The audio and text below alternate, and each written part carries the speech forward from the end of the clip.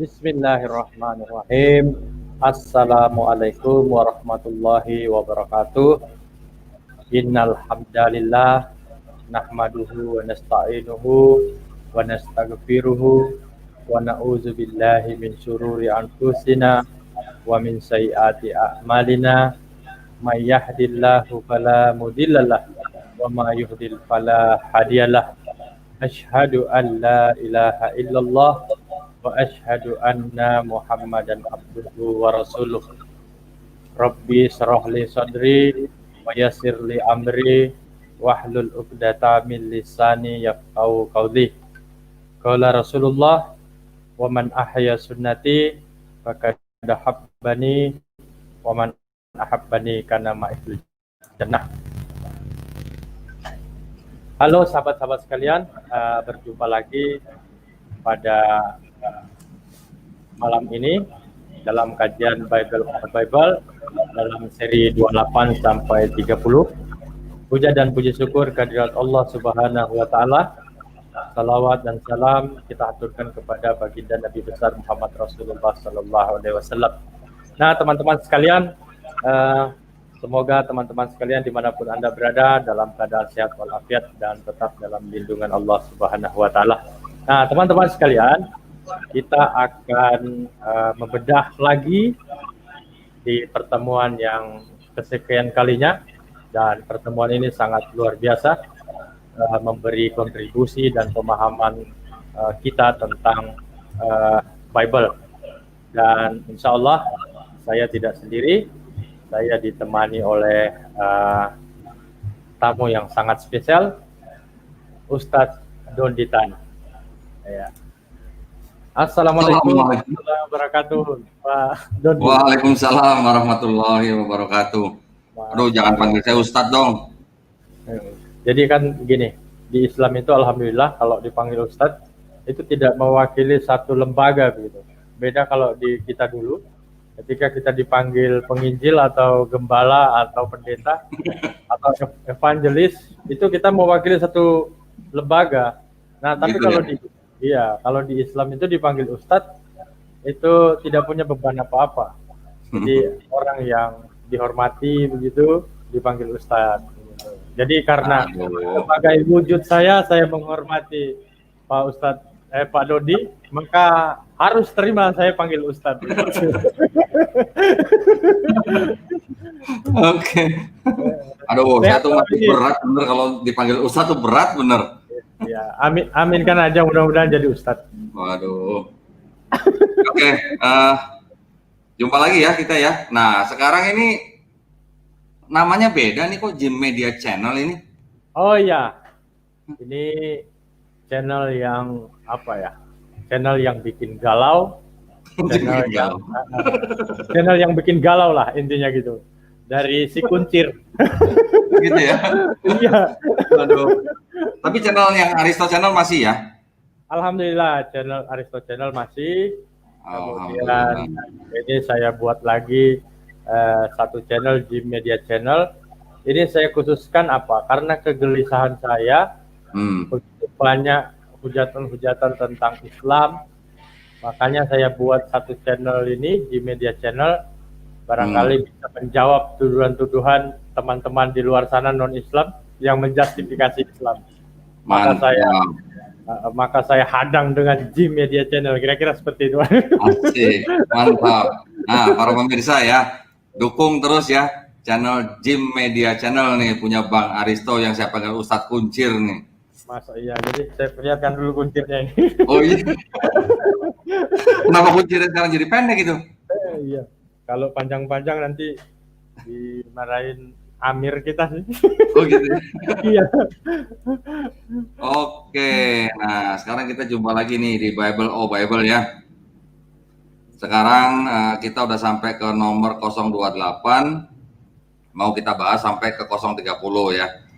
Seperti biasa, kita tidak lama-lama membahas ini, diusahakan terus setiap minggu ada 2 atau 3 video gitu ya. Dan alhamdulillah sekarang kajian seri Bible ini sekarang sudah ditayangkan oleh Graham Walaf Channel. ya, di mana Graham Wolof Channel juga nanti akan menayangkan secara langsung di 22 channel secara sekaligus ya, secara live serentak ya. Masya Allah. Jadi mudah-mudahan kajian ini bisa lebih tersebar lebih luas ya, gitu ya. Amin. Saya manggilnya Jim atau manggil Aristo nih?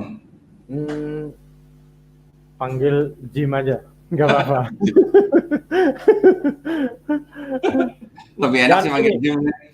Saya apa ya, secara pribadi mengapresiasi luar biasa seri Bible of Bible ini, karena sudah disiarkan oleh Graham Wolof yang berafiliasi sekitar 22 channel. Dan alhamdulillah seri Bible of Bible ini sampai juga ke beberapa negara, sampai ke Malaysia, Singapura, Brunei Darussalam, sampai ke Amerika, sampai ke Meksiko juga, sampai ke Arab Saudi. Saya ada teman di Palestina. Nah, itu mereka bilang sampai ke sana. Oh gitu, mereka nonton juga? Iya, sampai ke sana. Oh gitu. Oh, maksudnya orang Indonesia yang di Palestina? Iya, mereka bekerja di sana. Oh, kalau gitu. Negara Arab banyak yang menonton channel kita. Oh gitu ya? Iya. Waduh, Masya Allah. Dari India, saya punya teman juga dari India. Ada, mereka sering komentar. Nyampe juga. Nyampe juga ini Bible of Bible. Saya pikir orang India gitu nonton Bible of Bible gitu, kok ngerti gitu ya? Enggak, orang Indonesia. Orang Indonesia ya? Mereka berada di sana. Oke, Masya Allah. Nah, sebelum saya mulai, saya ada sedikit pesan buat para pemirsa, ya, karena ini udah ditayangkan oleh Graham Wolof Channel.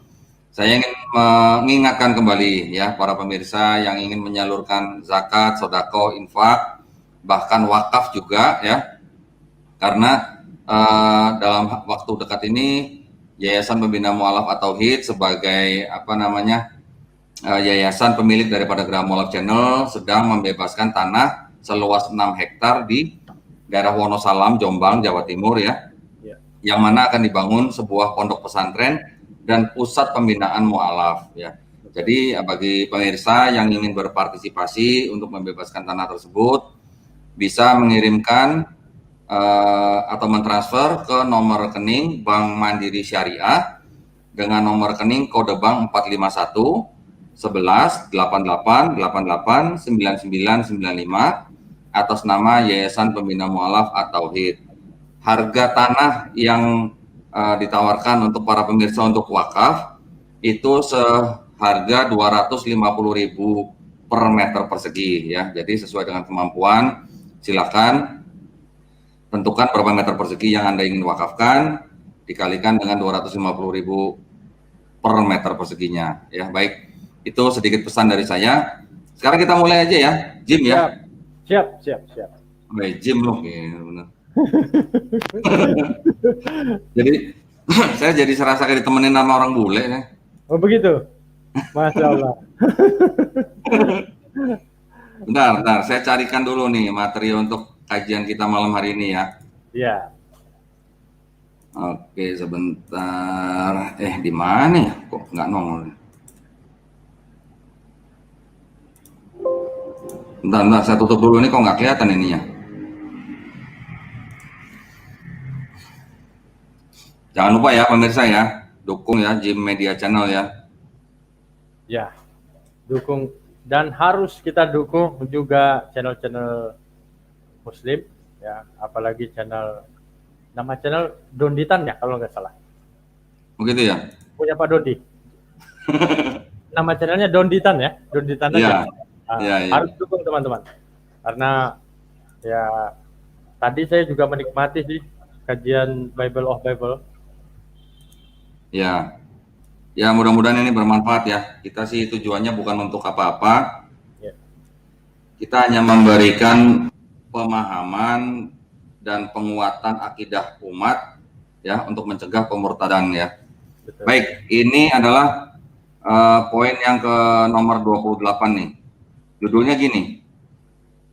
Yang salah tuh waspadalah terhadap ragi orang Farisi dan Saduki atau Herodes. Nah, pernah dengar nggak? Iya, pernah. Jim? Pernah.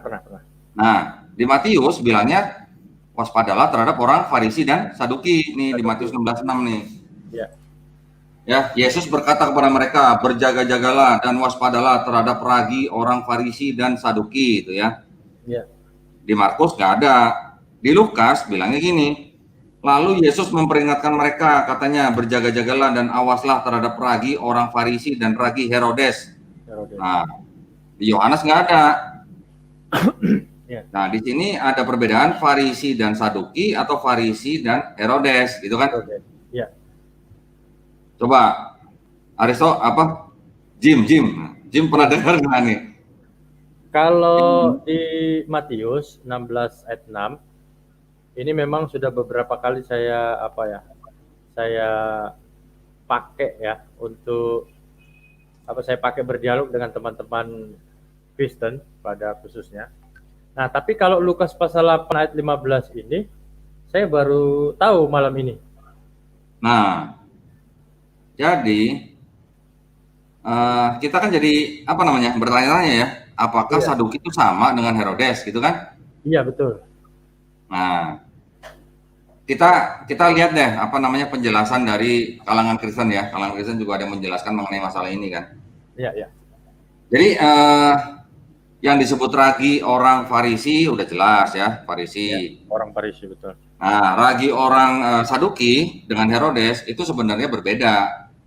Tetapi memang ada yang bilang juga kalau Saduki itu bagian daripada Herodes. Cuman kalau Herodes kan udah jelas-jelas kan itu kan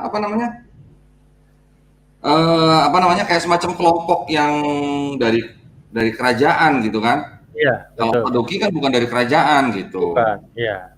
Nah, ini kemungkinan ya ini ya, tetapi karena teksnya berbeda kan kita juga harus mempertanyakan kan. Iya, betul. Kemungkinan ini memang pemahaman dari si penulis gospel yang berbeda gitu ya. Tetapi sebenarnya kalau kita mau merunut ke sejarah, orang Saduki dengan orang Herodes itu ya udah jelas beda gitu. Beda, betul. Ya kan? Iya. Nah, ini sih mungkin hanya karena perbedaan pemahaman daripada penulis gospel gitu kan. Tetapi sekali lagi ini kan membuktikan juga gitu loh bahwa tidak ada keseragaman kan antara satu penulis dengan penulis yang lain kan gitu. Iya, betul. Ya kan? Jadi yang salah yang mana, Jim? Wah. Saya mau nanya balik lagi ke Pak Dondi, yang benar yang mana? Loh, jangan nanya ke saya, orang tulisannya aja beda kok. Jadi yang kalau satu Saduki, yang satu Herodes. Saya teringat kalau di Lukas pasal 8 ayat 15 ini kan di situ ditulis Herodes. Nah, saya teringat di Matius pasal 22 ayat yang ke-2 ayat yang ke-1. Kelahiran Yesus Kristus tuh pada masa zaman kerajaan Herodes. Oh, bukan. Ini beda. Herodesnya beda ini. Oh, beda lagi. Beda Herodes. Beda Herodes. Iya, siap. Ya. Ya, kerajaan ya. Ya. Kalau nggak salah tuh ada 4 Herodes di dalam 4 gospel itu. Gitu. Iya. Ngopi dulu ya. Oh, siap. Saya juga lagi ngopi. Sambil santai nggak apa-apa ini pemirsa ya. Ya. Oke, berikutnya ya. Yang 029. Nah, ini. Bagaimana Simon Petrus mengetahui bahwa Yesus itu adalah Kristus ya. Di Matius dikatakan melalui wahyu dari surga di Matius 16 ayat 17. Kata Yesus kepadanya, "Berbahagialah engkau Simon bin Yunus, sebab bukan manusia yang menyatakan itu kepadamu, melainkan Bapakku yang di surga." Ya kan? Berarti kalau begini kan Petrus kan tahunya melalui wahyu yang dari surga kan? Ya, betul. Nah, di Markus sama Lukas tidak menceritakan. Di Yohanes menceritakan bahwa Petrus tahu kalau Yesus itu Kristus itu dari saudaranya Andrew yang memberitahu. Ya, adanya di Yohanes 1 ayat 41. Dikatakan Andreas mula-mula bertemu dengan Simon, saudaranya. Dan ia berkata kepadanya, "Kami telah menemukan Mesias." Nah, Mesias itu kan artinya Kristus, ya kan? Betul ya. Nah, loh. Jadi gimana dong? Yes, berbahagialah engkau Simon bin Yunus.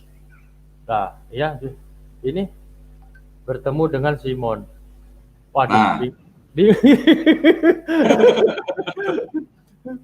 dulu ya, ya, dulu ya. dulu Jim waktu baca Bible gimana? Nggak pernah ya ngeliat beginian ya? Aduh, gimana ya? Sebenarnya mau ngomong juga agak tega juga ya. Kata kata Jim nih nyesel nih gue ikut Bible nih gue dicekat dulu. Nah, gimana dong? Yang satu bilang Petrus apa namanya kata Yesus tuh Petrus taunya dari yang menyatakan tuh Bapakku di sorga. Ya. Yang Yohanes mengatakan Petrus itu taunya dari saudaranya Andrew, gitu kan? Iya benar. Aneh nggak? Aneh nggak berarti kalau begini?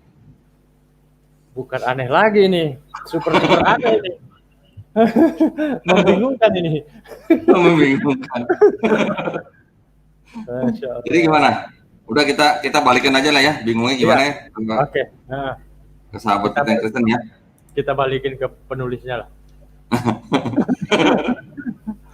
Nah, ini yang nomor 30 nih. Apakah Yesus akan mewarisi tahta Daud ya? Di Matius bilang tidak karena dia adalah keturunan Yoyakim. Nah, Matius 1 ayat 11, Yosia memperanakan Yekonya dan saudara-saudaranya pada waktu pembuangan ke Babel.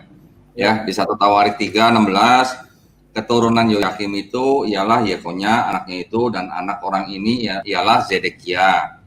Ya. Nah, ini kuncinya nih. Di Yeremia 36 ayat 30 dan Yoyakim dikutuk oleh Allah sehingga tak seorang pun dari keturunannya dapat duduk di atas tahta Daud. Ya. Di Markus nggak diceritain. Di Lukas bilang iya, demikian kata malaikat itu gitu. Ya, di Lukas 1 ayat 32, ia akan menjadi besar dan akan disebut anak Allah yang maha tinggi. Dan Tuhan Allah akan mengaruniakan kepadanya tahta Daud, bapa leluhurnya.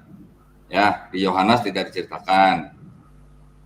Nah, kalau begini ya, di Matius ya dan di 1 Tawarik, di Yeremia itu kan Yesus itu kan keturunan Yoyakim. Ya kan? Sedangkan Yoyakim itu sudah dikutuk oleh Allah sehingga tak seorang pun dari keturunannya dapat duduk di atas tahta Daud. Ya. Dalam hal ini kalau Yesus keturunannya Yoyakim, terus Yoyakimnya udah dikutuk, nggak ada yang duduk di atas tahta Daud, bagaimana bisa dibilang bahwa Yesus mewarisi tahta Daud gitu? Tidak berhak atas tahta Daud ya? Nah, jadi sedangkan di Lukas malaikatnya bilang, oh iya, dia akan dikaruniai tahta Daud, ya kan? Pertanyaannya, apakah Lukas nggak tahu 1 Tawarik sama Yeremia gitu, bicara apa gitu kan? Iya juga ya. Itu nggak? Kenapa mereka berbeda informasi? Padahal Lukas bilangnya seksama loh. Iya. Gitu. Di Lukas yang awal-awal ya, ayat-ayat awal Lukas itu bilangnya itu dia mencatat dengan seksama loh, menyelidiki malah.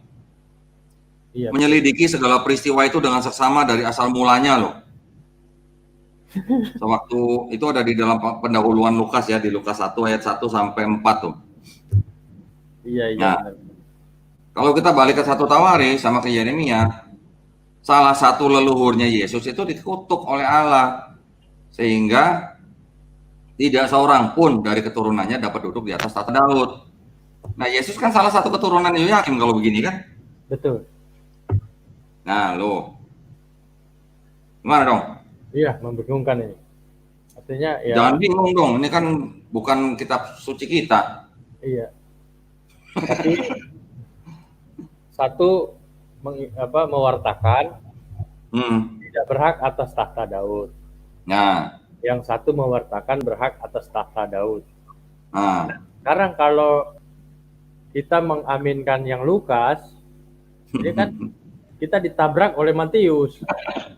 Nah, sekarang kalau kita mengaminkan Matius, ditabrak sama Lukas. Ya, bahasa terakhir saya, ya kita kembalikan lagi kepada yang Taruh di meja, taruh di Iya, meja. saya taruh di meja aja. Ada nih banyak.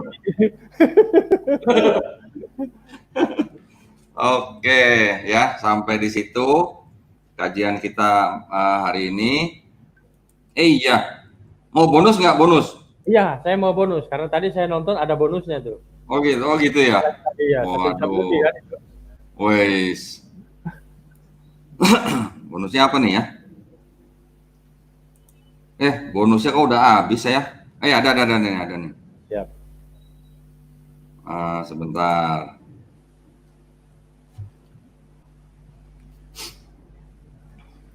Oh ya, katanya ini apa? Tat Unggul mau ikut, nggak masuk ini. Mungkin beliau kendala jaringan mungkin. Iya ya. Bonusnya saya masih ada tinggal 2 nih, saya belum bikin lagi nih. Sebentar ya. Siap. Oke, bonusnya ini aja lah. Biasa saya kasih bonus itu biasanya apa namanya? Permasalahan terjemahan di dalam Bible ya. Iya. Oke.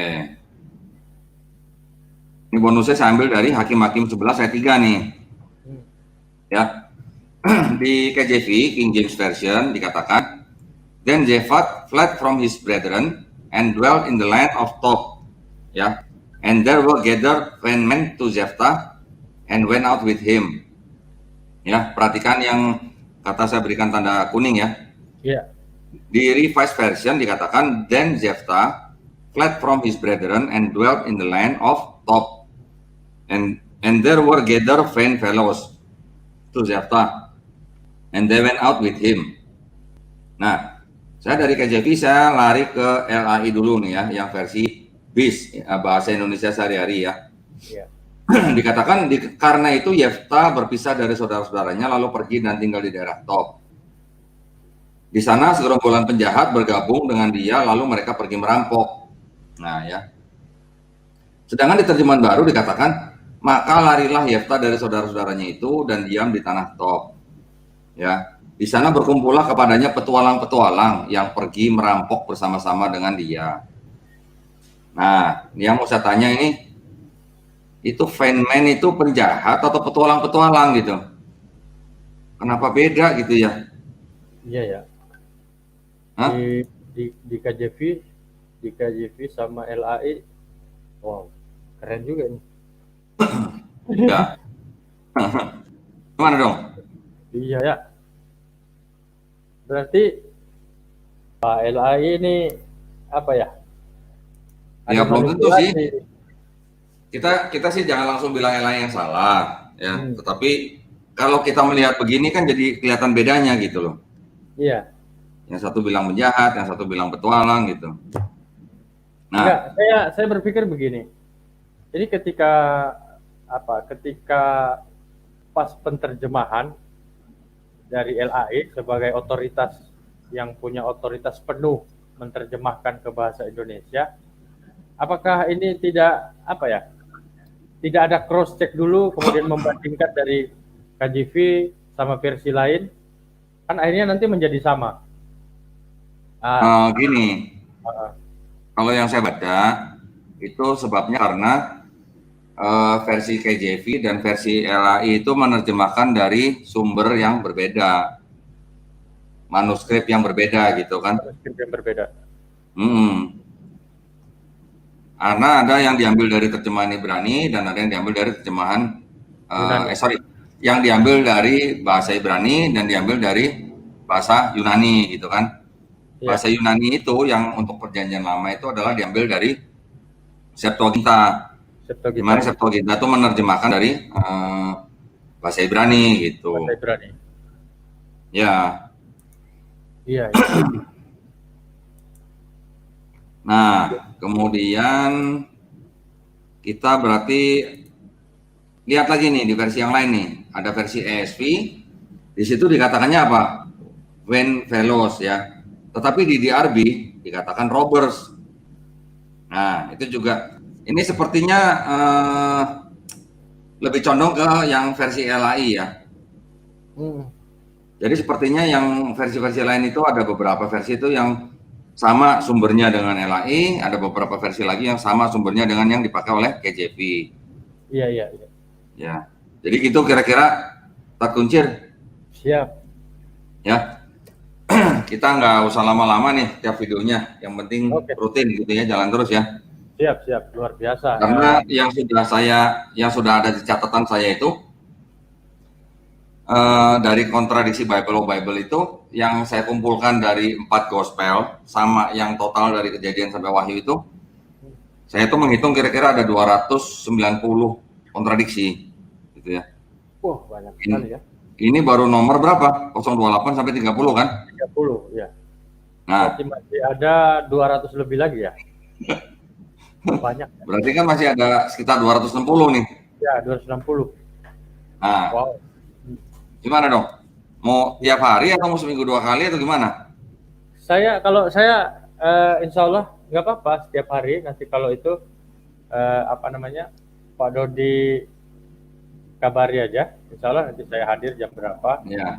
Nggak apa-apa gitu. Sama artinya kalau kita misalnya ada 2 orang lagi, kita bisa sampai, ini kan tadi 28-30. Ya. Kalau ada satu lagi, kita ya bisa 30 itu jadi ke 32 gitu kan, biar lebih. Ya. Tapi tergantung Pak Dodi sih. Tapi ya situ nggak apa-apa, saya yang serak. Oh, takutnya bosan juga ini ya audiens, karena terlalu lama durasinya. Iya makanya. Ya. Iya benar. Oke, jadi terima kasih banyak pemirsa atas perhatiannya. Mohon maaf atas kekurangannya. Nah, kita sudahi sampai di sini dulu kajian kita pada hari ini. Bible of Bible nomor 028 sampai 30 ya gitu. Oke, saya kembalikan ke Jim Media Channel ya. Oke. Ya. Jadi teman-teman sekalian, luar biasa kajian Bible of Bible. Jadi memang ini sangat penting teman-teman sekalian, dan dari sini memang kita harus dukung ya channel Dondi Channel ya, Dondi Tan Channel, harus kita dukung karena saya kira ini sangat penting untuk agar kita mengerti dan ini menjadi satu petunjuk buat kita. Jadi seperti apa yang disampaikan oleh Ustadz Dondi tadi, ini motivasinya adalah memotivasi para generasi ya agar teguh dalam iman dan Islam, kemudian kita membentengi umat dari segala bentuk pemurtadan. Nah, artinya kalau apa yang disampaikan kajian-kajian Bible of Bible ini, ya di sini kita bisa pahami bahwa apa yang tercatat di dalam Bible kontradiksi, bahkan lebih daripada itu juga anomali. Ya, kredibilitas daripada firman Tuhan itu perlu dipertanyakan. Nah, teman-teman sekalian, sampai di sini dulu perjumpaan kita, insya Allah. Tunggu sebentar. Siap. Nah, jangan lupa kajian yang ini nih. Kitab suci Katolik. Deuterokanonika itu ya. Ya. Oh ya. Yang mengungkap kejujuran sebuah kitab suci gitu. Kemarin saya sudah buat yang part 1. Nanti kita akan segera buat yang part 2. Itu lebih asik lagi itu. Luar biasa. Kalau gitu jangan sampai saya nggak ikutan nih. Saya harus ikutan. Siap. Masih ada lagi, Ustadz Dondi? Udah, itu aja. Oke, teman-teman sekalian, ya sampai di sini dulu. Jangan lupa dukung channel Pak Dondi, ya juga di Media Channel dan juga channel-channel kristologi lainnya dengan cara like, komen, subscribe, tekan tombol loncengnya agar teman-teman sekalian bisa menerima notifikasi dari video-video yang kami hadirkan di berbagai channel para kristologi. Nah, teman-teman sekalian, mohon maaf jika ada salah-salah kata. Sesuatu yang benar itu datang daripada Allah Subhanahu wa Ta'ala. Sesuatu yang tidak benar itu datang dari kesalahan kami pribadi. Ya, wallahu a'lam bishawab. Wabillahi taufiq wal hidayah. Wassalamualaikum warahmatullahi wabarakatuh. Waalaikumsalam warahmatullahi wabarakatuh.